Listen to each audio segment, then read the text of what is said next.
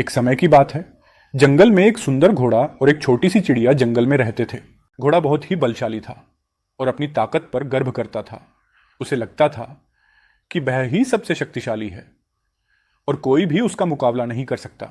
वही चिड़िया छोटी सी लेकिन बहुत बुद्धिमान और परिश्रमी थी। एक दिन घोड़े ने चिड़िया को देखा और बोला, तुम इतनी छोटी सी और कमजोर हो, तुम कभी भी कोई बड़ा काम नहीं कर सकती। मैं देखता ही नू कि तुम दिन भर मेहनत करती हो, लेकिन तुम्हारे काम का कोई महत्व नहीं है। चिड़िया ने जवाब देते हुए कहा, तुम्हारी ताकत का कोई मुकाबला नहीं घोड़े, लेकिन हर चीज ताकत से नहीं होती।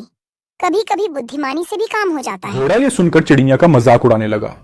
वह चिड़िया को अपनी शक्ति दिखाना चाहता था। उसने एक विशाल पेड़ की ओर इशारा किया और कहा, क्या अगर तुम इतनी चतुर हो तो मुझे दिखाओ कि तुम इस पेड़ को गिरा सकती हो क्या? मैं इस पेड़ को एक झटके में गिरा सकता हूँ।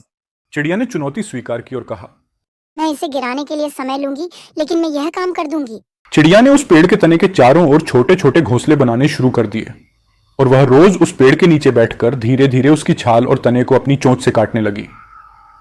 दिन पर दिन वह मेहनत करती रही। घोड़ा यह देखकर कहता, तुम बेकार में अपना समय बर्बाद कर रही हो। लेकिन चिड़िया ने हार नहीं मानी और लगातार मेहनत करती रही। धीरे धीरे पेड़ कमजोर होता गया और आखिरकार वह पेड़ गिर गया। घोड़ा यह देखकर हैरान रह गया। उसे अपनी गलती का एहसास हुआ और उसने चिड़िया से माफी मांगी। इस कहानी से हमें यह सीखने का मिलता है कि शक्ति और बल से हमेशा सब कुछ हासिल नहीं किया जा सकता। कभी कभी धैर्य, मेहनत और बुद्धिमानी से बड़े काम भी पूरा किया जा सकता है।